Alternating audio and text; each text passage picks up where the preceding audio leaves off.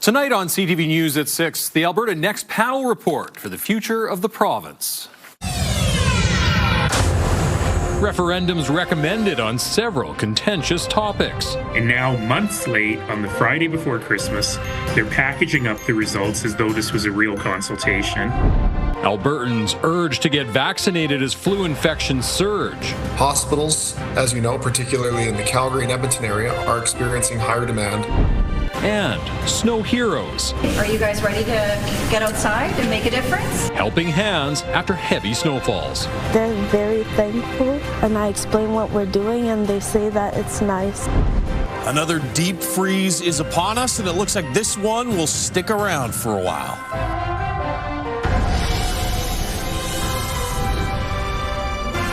CTV Edmonton, local breaking news with Jeff Hastings. Good evening. The Alberta Next Panel has delivered its report, which includes 7 recommendations for the province. Those recommendations include holding referendums on a number of topics, including immigration, provincial jurisdiction, and an Alberta pension plan. CTV's Brendan Purdy joins us now. Brendan, let's start with the provincial pension plan. What does the report say about that? Well, Jeff, the report recommends that the province provides Albertans with a detailed proposal outlining any benefits, the structure, and contribution rates before holding a referendum on whether Alberta should leave the CPP in favor of an APP. The Alberta Next Panel held town hall meetings in 10 communities, including right here in Edmonton. It also considered 6 surveys, which had 6,000 to 12,000 respondents each, and included 2 questions on a provincial pension plan. The province listed 4 potential benefits of an APP and asked Albertans which ones they liked the most. Between July 3rd and October, the 73% of respondents didn't agree with any potential benefits listed. Only 12% said it would improve retirement benefits, while 3% said it would reduce premiums. In the second question, 59% said the biggest risk of an APP would be mismanagement by the current or future governments.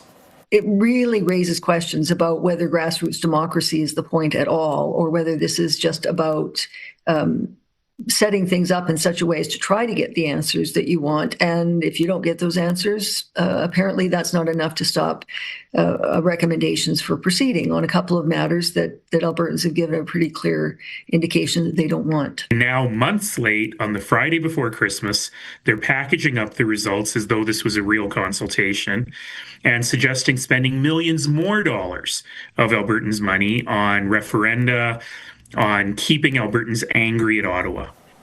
Premier Danielle Smith chaired that panel. We asked her office for an interview, but we're told that she'll talk about the results tomorrow on her radio show. Now, in a release, the province says the UCP caucus will review the report over the coming months and discuss which recommendations it should follow. We've been told that no decisions have been made at this time. Jeff? All right, Brendan. Thank you. Brendan Purdy live for us tonight. Surge in overcapacity protocols have been activated in Alberta hospitals as they see an influx of people coming in with the flu. Today, officials urged Albertans to get vaccinated and only head to emergency rooms if necessary. Eric Takash reports. Flu season is in full swing and hospitals are filling up. Hospitals, as you know, particularly in the Calgary and Edmonton area, are experiencing higher demand due to an increase in respiratory illness. Provincial officials holding a virtual news conference on the situation today. They say hundreds of beds are being added to help ease the pressure. To ensure sufficient capacity, 336 hospital beds have been designated for respiratory virus season, and of these, 206 beds are now available year-round. They're also urging Albertans to get vaccinated, since in some places the worst may be on the way. So the folks who do the modeling for us would tell us that we are possibly past the peak in Calgary, we'll see, but possibly not in northern Alberta. Alberta's new chief medical officer of health says while the vaccine isn't a perfect match for the flu strains circulating, it's still worth getting. There's 3 different strains in the vaccine. So one of the strains has slightly changed a little bit. The vaccine is still effective, perhaps a little bit less effective for adults and seniors than otherwise. but it is very effective for the influenza B and the influenza A H1N1 component of the vaccine. With long wait times at hospitals, they say it's a good idea to seek guidance before heading to an ER. There's also many sort of gray area in between cases, and that's really why we have 811. And it's why we have the Heal Alberta website. It's why your family physicians provide access to after-hours care or your nurse practitioner. Provincial data shows 360 Albertans are currently hospitalized with the flu, 30 of them in intensive care. And so far this season, there have been 39 deaths. Merrick Takash, CTV News, Edmonton. The Alberta Party has a new name, the Progressive Tory Party of Alberta. Party leader Peter Guthrie made the announcement on social media last night. It comes 2 weeks after the province introduced Bill 14, which limits provincial party names. The off-limit words include Conservative, Democratic, and Wild Rose, among others. UCP MLAs say it's so people don't confuse parties. Guthrie initially attempted to revive the Alberta Progressive Conservative Party. One political watcher questions Guthrie's priorities. The danger that smaller parties, opposition parties have is if they focus on things like branding, it distracts them from larger issues of fundraising, of a broader communication strategy, of organization. These are the things that actually win elections. The name change comes just over a week after Guthrie put a poll on social media asking followers if the Alberta Party should change its name. Of the 2,700 respondents, more than 86% voted no. A judge has removed an injunction on a law preventing Alberta youth from accessing gender-affirming care. In June, advocacy groups Egal and Skipping Stone successfully filed an injunction so doctors could continue providing gender-affirming care. That includes puberty blockers to youth under 16 years old. The government appealed to have it removed after using the notwithstanding clause to pass the bill last week. On Thursday, a judge ruled in the government's favor. Advocates say they plan to file another injunction based on criminal law because doctors who don't comply could face imprisonment. A man in Edmonton responsible for a string of fires in the Alberta Avenue area was sentenced late this afternoon to 12 years in prison. In June, Darcy Willier was convicted of 3 counts of arson with disregard for human life, 3 counts of arson damaging property, and 6 firearms offenses. The arsons happened between 2020 and 2021. The court heard several victim impact statements about the fear many who lived in the community at the time still have when they hear sirens or smell smoke.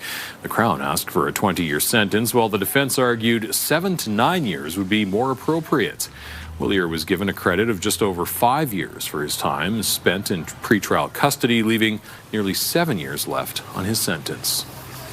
Alberta Health Services is bringing back its bell ringing policy for children with cancer after pushback from families. It's tradition on many cancer units for patients to ring a large bell to celebrate the shift from treatment to recovery. The ritual often involves family and friends. The Stollery put a stop to it, saying it could expose vulnerable patients on the unit to germs and can also be insensitive to patients who are not at the recovery phase of their cancer journey. AHS now says it will allow bell ringing at the Stollery again in March when it is not peak respiratory virus season. One family member tells CTV their daughter was devastated when told she couldn't ring the bell after battling leukemia for 2 years. Karami Dye Wilson says the bell means so much for families dealing with a sick child. It was just this intense feeling of hope, and I felt myself welling with tears and just, oh goodness, there's other kids who've made it through this. Maybe Mila will get to ring that bell one day too. Families can also choose to take a bell home to mark the milestone in their own way. The Oilers' new goalie, acquired in a trade 1 week ago, is now injured. Last Friday, the Oilers picked up Tristan Jarry in a trade with the Pittsburgh Penguins for goalie Stuart Skinner and defenseman Brett Kulak. Last night was Jarry's 3rd game with his new team. He left with an injury late in the second period against Boston. The Oilers have called up Connor Ingram from the American Hockey League to back up Calvin Pickard. Pickard and the Oilers beat the Bruins 3-1 last night. Quinn Hudson's first NHL goal was the game winner. The City of Edmonton has extended its extreme weather response to December 27th. This response is meant to protect the vulnerable from extreme cold. The Al Rashid Mosque will remain open as an overnight shelter to provide more space. As a reminder, the city has overnight shuttle buses to take people to shelters and other services. City facilities will also be open for people to warm up during the day. The city is asking people to call the crisis diversion team at 211 if they see someone who needs help. Today is likely one of the busiest travel days of the year at Edmonton's International Airport. The weather hampering the drive there and some flights. That didn't stop crews from trying to spread some Christmas cheer. Nicole Lampa has more.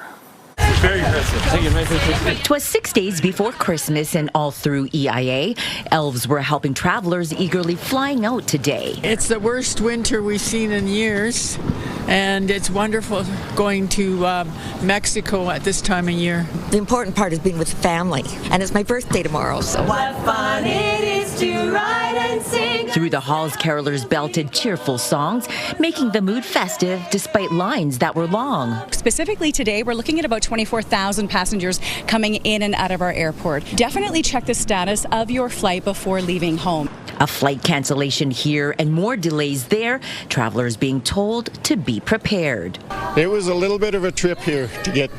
Roads aren't great, the flight wasn't great, but I'm here. I got a little something for you here. Santa making a stop despite the cold. Edmonton has the closest major airport to the North Pole. Keeps him happy, so if you keep the kids entertained, it makes our life easy, right? Travelers feeling festive like the airport crew. A warning, though, the 24th and 27th will be busy too. It's Rudolph the red-nosed reindeer. Nicole Lampa, CTV News, Edmonton. Volunteers are counting up all the toys collected, donated, and dropped off to Toy Mountain. All of these toys will be given to kids on Christmas through Big Brothers Big Sisters. This is the 10th year for CTV's Toy Mountain campaign. Trail Appliances in Edmonton has been taking part for 8 years now. The company says it likes giving back to a community that's supported it for so long. Another successful year. The generosity of folks here in Edmonton has been amazing. You know, we go through the toys, we see things like Lego and robots and you know, stuffies and all things that will hopefully make a child's Christmas morning a little brighter. It's super important. It helps every kid feel like somebody's thinking about them, somebody thought about them and took the time to go and get them something really special.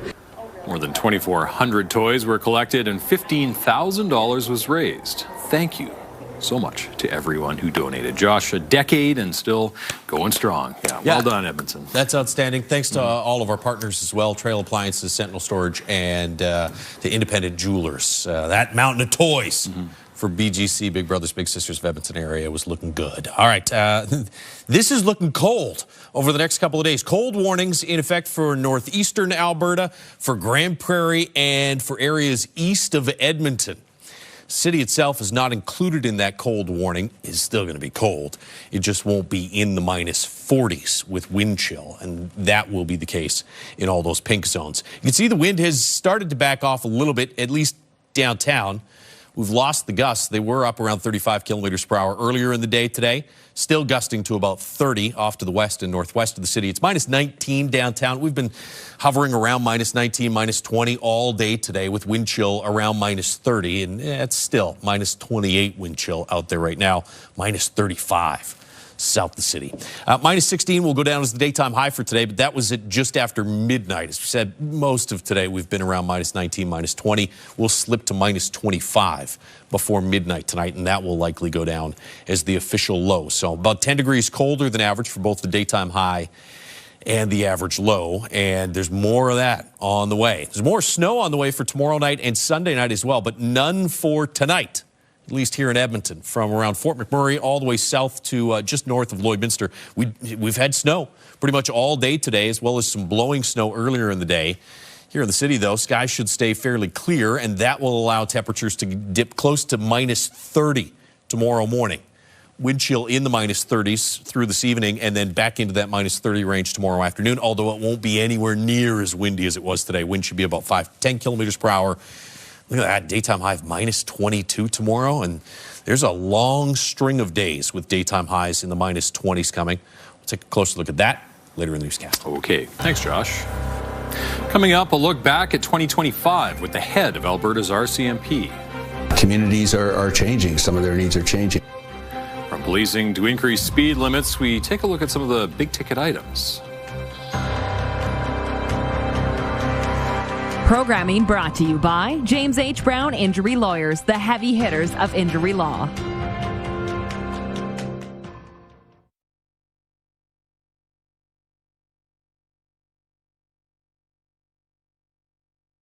Programming brought to you by Century Casino. 3 great locations: Edmonton, St. Albert, and Century Mile.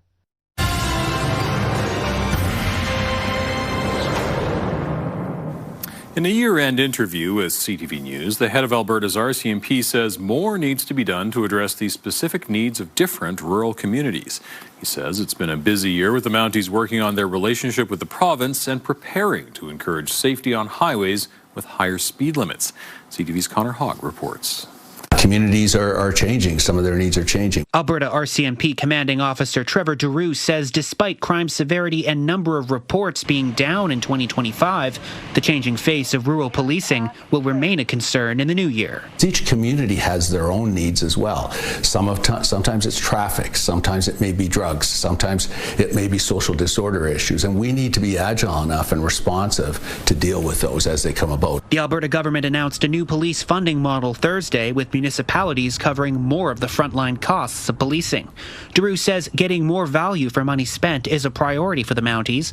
It led to their real-time operations center. Real-time support with analytical support, supervisory support, as well as the ability to bring in other resources when they need support, assistance as well. Those of us who live in rural, we know that the coverage is a little bit patchy. Deroux says that despite a possible provincial police force spearheaded by the governing UCP, it's not his place to play politics. When it comes times of strong political debate around this, that independence, the non-political positioning, and the focus on public safety is critical. Working with the province is crucial to the RCMP's 2026 outlook.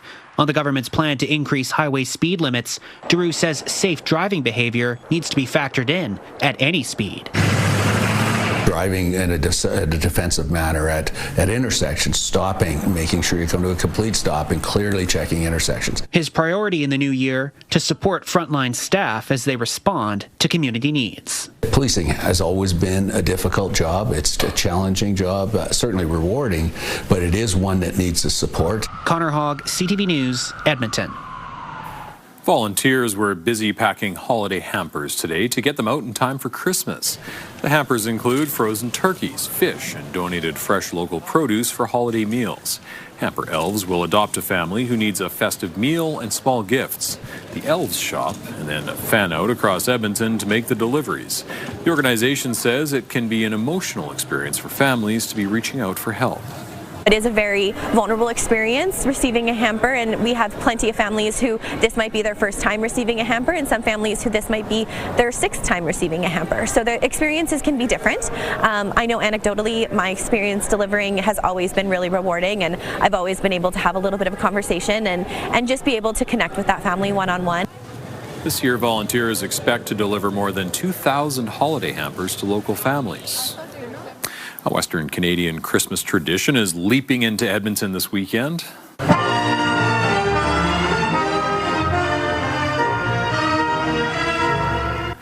Canada's Ukrainian Nutcracker mixes the classical music with Ukrainian dance. A cast of over 80 characters is bringing the special Shumka version of the Nutcracker to life on the Northern Alberta Jubilee Auditorium stage.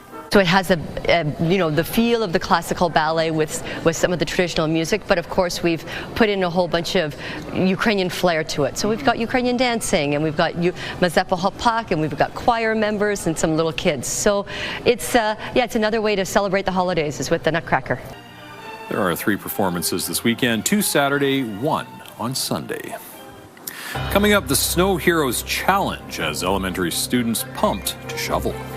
I feel quite good about myself because I'm helping those who need it. Students in our city lending a helping hand to those who need help clearing snow.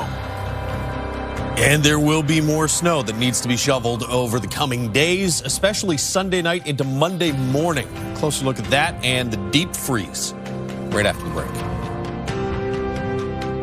Programming brought to you by Century Casino. 3 great locations: Edmonton, St. Albert, and Century Mile.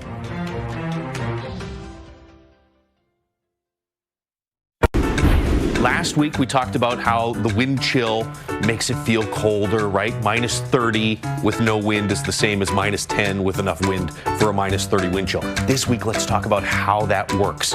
What do we have that our bodies create? What do we call that? Do you know?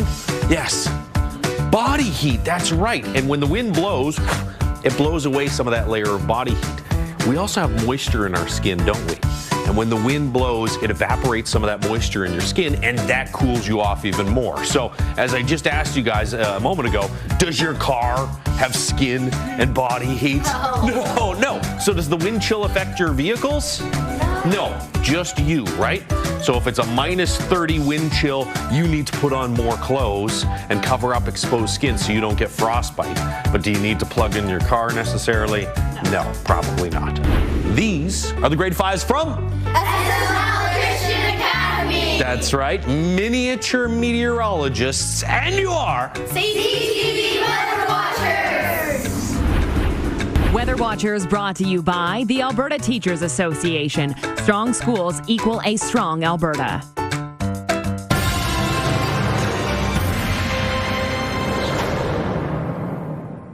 Students across the city are being encouraged to help their neighbors this winter. The Snow Heroes Challenge was started by the city to teach kids about the importance of snow removal and responsibility. Amanda Anderson has more. Are you guys ready to get outside and make a difference? These grade 6 students at Monsignor William Irwin get bundled up, ready to tackle the snow-covered sidewalks outside their school. If it just snowed, then it's not hard, but if it's it snowed a couple days ago, then it's hard. The school is one of 17 taking part in the Snow Heroes Challenge put on by the city. Snow removal in Edmonton is such an important part of our community, and it's such an important part of living in a winter city. And if we can encourage youth to get involved, it can make such a difference.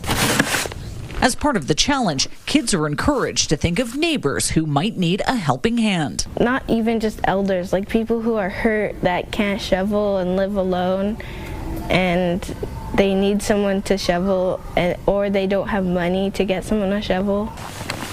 Chigalum Umanido says neighbors have tried to pay her for her work. I've declined. They're very thankful, and I explain what we're doing, and they say that it's nice. Each student has a chart to keep track of snow removal jobs they've completed. After they complete 5 houses, they become a snow hero, or after 10, they become a storm legend, and at the end, they become a snow monster. Gabrielle Lyle says it can be a challenge for some students to become snow heroes. Some students maybe don't have the opportunity to go and shovel as many walks as others because they live in an apartment building or they don't have enough connections in the community. So that's a bit of a challenge, but even just shoveling one house will make a difference. It's hard work these kids are glad to do, even if it's cold out. You kind of feel happy because you're helping people. I feel quite good about myself because I'm helping those who need it. The kids hope there's plenty more snowy days this winter. I'm hoping we get lots because it's really fun. Amanda Anderson, CTV News, Edmonton. Oh, that was a fine day today, Josh. It was a perfect day to be outside, doing activities. A little chilly with the wind this morning to be doing some snow shoveling. The wind, thankfully, is starting to die down now and should be a whole lot calmer tomorrow, and we will not wake up to any fresh snow tomorrow morning. You might see some Sunday morning and Monday morning, though. River Valley Skycam is brought to you by Action Furnace. Fixed rider, it's free. It's minus 19 in Edmonton right now. Look at these temperatures over the next 5 days. Stuck minus 20 or colder for daytime highs, and morning lows are going to be in the mid-minus 20s, a couple mornings close to minus 30. Tomorrow is one of those. When do we finally dig out? Well, it looks like somewhere around Christmas Day, Boxing Day, we're back into the mid-teens. Minus 10-ish by the 27th. And then, I don't know that this is going to last all that long, but for a day or two towards the end of the month, we should at least see close to average, somewhere in the -4, -5 range. We'll see how that plays out. -26 in Fort McMurray, -28 in Grand Prairie right now. It's -22 in Red Deer. Your wind speeds, not bad, about 10 to 15 kilometers per hour, or 15 to 20, Edmonton and Red Deer. Still pretty strong, though, and still gusty in east central Alberta. You have wind chill already close to -40 in Fort McMurray. We're close to -30 here in the city. Wind chill in the -40s for these areas in pink: Fort McMurray North, Grand Prairie, east of Edmonton into east central Alberta. In fact, east central Alberta, Fort McMurray as well. You're probably, for most of the day, in the -38 to -42 range for wind chill, even through the afternoon hours. There's your snow still coming down in the northeast. That's the system that blew through with the blowing snow early this morning here in the Edmonton area. This is dropping a couple centimeters of snow as it's just not moving. But here in Edmonton, skies have cleared. And with that clearing and this Arctic high sliding through, temperatures are going to drop close to -30 into the -30s. For outlying areas. We'll get some increase in cloud through the day tomorrow. Chances of some flurries or light snow in northwestern Alberta. Most of this passes north of us through the evening, but I've thrown a slight chance in for the evening, and then a little better chance overnight or early Sunday morning to see a quick little blast of some snow go through. Doesn't look like that'll amount to more than maybe 1 or 2 centimeters, but late Sunday, that system starts to pump some moisture in, and so Sunday night into early Monday morning, I think potentially we could get another 2 to 5 centimeters of fresh snow. Here's your cold air in the pinks. Watch how this just does not go anywhere over the course of the next couple of days. There's Sunday. There's Monday. Here's Tuesday. Still cold, although we are getting some warmer temperatures in southern Alberta by Tuesday, Wednesday of next week. I'm skeptical that they push all the way north into the Edmonton area. Here's your temperatures for the next 24 hours, dropping to the mid-20s here through this evening and -28 in the city tomorrow morning. High of about -22 under cloudy skies tomorrow afternoon, and then tomorrow night, that chance of some flurries or light snow. Winter officially starts on Sunday.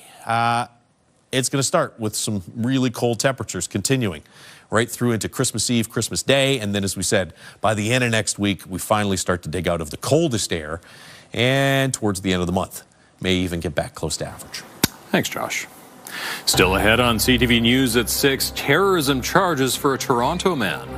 It's an absolute matter of urgency for our governments at all levels to work with law enforcement to take the steps necessary today to prevent not just the crimes that were announced earlier this morning, but to get at the root cause of this heinous violence. Allegations of a connection to ISIS and plans to attack Canadian Jews.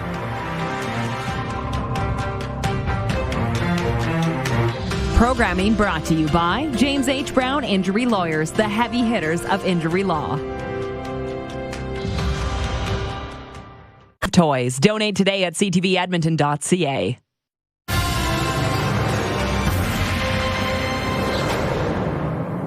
A Toronto man is facing a number of terrorism-related charges linked to ISIS, as well as dozens of other criminal charges related to offenses that allegedly targeted members of the Jewish community. CTV's Jeremy Charles has more. The RCMP and Toronto Police announced these charges today, from kidnappings to hostage takings and terrorism charges linked to the Islamic State. 27-year-old Toronto resident Waleed Khan was taken into custody by the RCMP on November 26th. Khan is facing 7 terrorism-related offenses in connection with an RCMP investigation, including allegations that he conspired to commit murder for the benefit of, at the direction of, or in association with a terrorist group. He's also one of 3 people charged in connection with a Toronto police investigation dubbed Project Neapolitan, launched last spring after 2 violent incidents in the GTA. Khan, along with 18-year-old Osman Azizov and 19-year-old Fahad Sadat, are facing in that investigation a combined 79 charges, including kidnapping, attempted kidnapping with firearms, conspiracy to commit sexual assault, and hostage takings. Police say some of the offenses were informed in part by hate-motivated extremism and targeted women and members of the Jewish community. It's an absolute matter of urgency for our governments at all levels to work with law enforcement to take the steps necessary today to prevent not just the crimes that were announced earlier this morning, but to get at the root cause of this heinous violence. Meanwhile, earlier this week, the Canadian Security Intelligence Service said it sees no indication of a specific threat in Canada following a mass shooting at a Hanukkah celebration in Australia. But CSIS did warn of the realistic possibility of an extremist attack on the Jewish community here in Canada. Jeremy Sherrill, CTV News, Ottawa. Investigators are searching for a motive after a former Brown University student allegedly went on a shooting rampage at the Ivy League school and later gunned down a college professor near Boston. I don't think we have any idea why now or why. Why Brown? Why these students? Why this classroom? Police say the 48-year-old suspect was found dead Thursday night in New Hampshire from a self-inflicted gunshot wound. Investigators believe he killed 2 students and wounded 9 others at Brown on Saturday before killing MIT professor Nuno Loureiro on Monday. The alleged gunman attended Brown 25 years ago. He also attended the same program as Loureiro at a university in Portugal in the 1990s. Ontario Premier Doug Ford was in Buffalo to ink a new deal on nuclear power with New York Governor Kathy Hochul. Both leaders reiterated the strength of the cross-border relationship, but as CTV's Rachel Aiello reports, these ties will soon be tested. We're going to stand firm and let people know who our friends are. Signing a new cross-border nuclear energy agreement, the leaders of Ontario and New York reaffirmed their cooperation. We're here today to celebrate and strengthen the deep relationship between New York and Ontario. Though it's these kinds of cross-border ties that will soon be tested when the CUSMA review begins. In mid-January, Canada-U.S. Trade Minister Dominic LeBlanc will meet with his D.C. counterparts to launch discussions. This week, the top U.S. trade representative told Congress the Trump administration has a wish list of trade irritants Canada needs to address. Jameson Greer wants expanded access to the supply-managed dairy market. We're obviously very concerned because all of the things that the Trump administration is talking about currently would have a direct impact. The USTR is also unhappy with Canada's online streaming and news laws that impose obligations on major American tech and media giants. For us, we don't see that there is a legitimate cause for this to be on the table. The Prime Minister says these issues are just a piece of the broader discussion that's about to get underway. We will always pursue an agreement that is in the interest of Canadian workers, Canadian families. Those involved in the last round of trilateral trade talks say it'll be key for Team Canada to stay united. So the talks that are going to kick off in January is the beginning of what will likely be a long process. So my advice is brace for a lot of ups and downs. Canada did make concessions during the NAFTA renegotiation. This time around, as Donald Trump tries to extract more, those in the supply-managed dairy and egg sectors I heard from today said they expect Mark Carney not to crack. Rachel Aiello, CTV News, Ottawa. A Canadian Navy sailor is sharing his story of survival at sea. He was tossed into the freezing waters off Vancouver Island after a freak wave hit his vessel. CTV's Brendan Strain reports. I knew that I'd either get found or it wasn't my problem anymore. That's sailor first class Matt Blades, the man who's at the center of an exhaustive search off the shores of southern Vancouver Island a little more than a week ago. Basically, we were going out to conduct operations outside of Bentic Island to support an RQS-3 course. Blades was at the helm of the rigid hull inflatable boat on its way back to base when a powerful storm began to pick up steam. When I came up over one wave, just another wave hit me on the side that I wasn't really expecting. Caused me to lose my balance and get thrown out of the boat. Blades was attached to the boat's kill switch, taking it into the water with him. The other sailor on board couldn't get the boat restarted. I was trying to swim towards the boat, but that boat just took off like a sail. That's when the junior sailor who was still on board called for assistance, and a rescue mission was launched. Now alone, floating roughly 2 kilometers offshore in stormy seas, Blades had to focus on survival. I was sitting there dressed in all black. That's when ships began arriving. I had about 16 boats go past me where I thought I could yell at them. Although nobody could hear his cries for help. After more than 2.5 hours in the frigid, rough waters, Blades began to hear the sounds of air support that had joined the search. You just start seeing the lights coming up in the sky. He knew then that it was only a matter of time before he would be found. Now as they were creeping closer, I was like, oh, they're going to find me soon. He just waved his hand up. He's alive. They didn't spot me with any of the instruments. It was actually the guy spotted me with his eyeball. After 3 hours alone, wearing only a PFD and a dry suit, Blades was finally discovered. As soon as that flare went down, I just started sending kisses up to the helicopter. I was just like, hell yeah, like, good work, boys. Blades was pulled from the water by the crew of a pilot boat. I'd say I was anywhere from mild to moderate hypothermia. Then taken to hospital by a waiting ambulance, where he was checked over. After taking a week off work, the sailor is now back on the job and couldn't be more grateful to those that were responsible for saving his life that stormy day off the shores of Albert Head. Gratitude? Oh yeah, yeah, nothing more. Brendan Strain, CTV News, Esquimalt. Still ahead, communities are coming together to support Tabor's hockey community. Their walls were displaced, large doors were blown out of their jambs and frames, glasses shattered. How the town is getting help from others to keep its hockey season going. Programming brought to you by Action Furnace. Fixed right or it's free. Checking on the markets now, the Canadian dollar closed near 72 cents U.S. Oil was up 52 cents, closing at $56.52 U.S. a barrel. Gold gained nearly $23 today. The TSX up 314 points. The Dow Jones also up 183. Elections Alberta says it was notified that there will be a new citizens petition question submitted on coal mining in the Alberta Rockies. Musician Corb Lund applied earlier. The province made some rule changes that meant the petition was not issued. Lund has been a vocal opponent of any coal mining and exploration on the eastern slopes of the Rockies. He's now submitted his intention to reapply for the petition. He will not be subject to the new petition fee of $25,000. His application will still cost $500. Communities near Tabor are coming together to help hockey players left without a place to play. An explosion at the Tabor Arena this week caused significant damage. CTV's Carson Marsouk reports. It almost seemed like it was a bad dream. Taylor Gow is still reeling with emotions 2 days after an explosion damaged the Tabor Arena. For as long as I can remember, that has been my second home. On Wednesday, a large blast from the small Zamboni area destroyed an interior wall and caused significant damage to the community center. Interior walls were displaced, large doors were blown out of their jambs and frames, glasses shattered, and concrete block walls were cracked. The facility will remain closed until structural assessments can be complete. At this stage, we do not yet know when or if the ice surfaces or curling rink will be usable for the remainder of the season.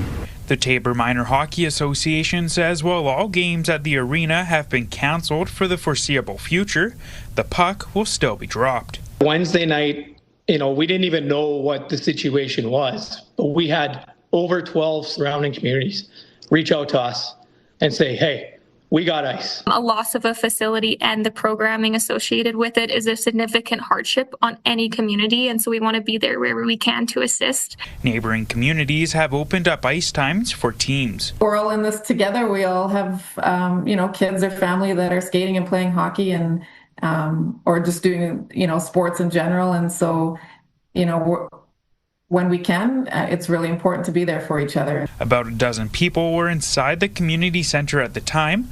No one was injured during the blast. It's miraculous and a miracle that nobody was in this building at that time. A full investigation is underway into what led to the blast, as the future of the center remains unknown. Carson Marsouk, CTV News, Tabor. What began as a weapons complaint ended up being music to police officers' ears. Red Deer RCMP responded to a report of someone with what appeared to be a large rifle on the walking bridge over Taylor Drive near Kerrywood Drive.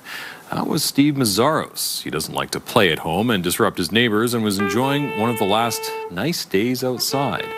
He was shocked when police arrived on his doorstep. He lives a few blocks from the bridge. I had it in the case and I said, I can open the case if you'd like. So I did. And for a moment, life was still and there was a silence. And the one officer, he didn't even say anything. He just spent a moment in disbelief. RCMP say while in this case, the weapons complaint ended up being nothing, people are still encouraged to call whenever a potentially dangerous situation is seen. complacency is something that we certainly don't want to deal with. Any of these potential calls for service have the potential to be a life-threatening situation for the public and for our responding officers. RCMP say the first line of defense is on a public alert and thank them for making the call even if there was no danger. Still ahead, the sweet taste of Christmas. Candy canes are huge. 2, they taste really good, so you actually want to eat it. And 3, I think you can see that it's made with love. An Alberta candy shop making candy canes the old-fashioned way.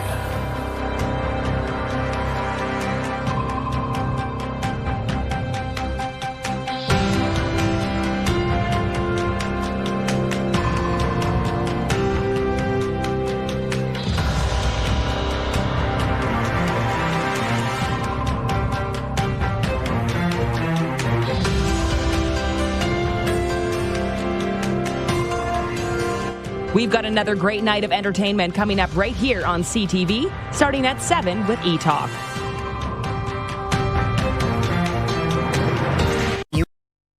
Programming brought to you by Century Casino. 3 great locations, Edmonton, St. Albert, and Century Mile. Candy canes are a big part of the Christmas holiday. For one Calgary candy shop, it expects to make 25,000 of them the old-fashioned way. CTV's Kevin Green gives us a behind-the-scenes tour of how they're made.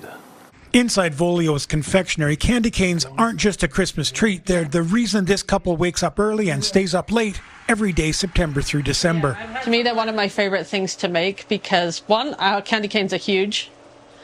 2, they taste really good, so you actually want to eat it. And 3, I think you can see that it's made with love. Sarah Sullivan had been making candy for more than a decade before opening the shop. I met David on Tinder, and I made candies to try and impress him. And he's like, "This is really good." And one day he said to me, you should open a candy store. So they did. David left a job in construction to join her, but says candy making is every bit as physical. There's a lot of standing, a lot of craning over tables for 8+ hours a day. My arms get tired of hauling bags of sugar and corn syrup. Behind the scenes, candy making is part chemistry, part art, and part workout. It's like the world's best hot workout, you know? People pay for hot yoga, we've got hot candy.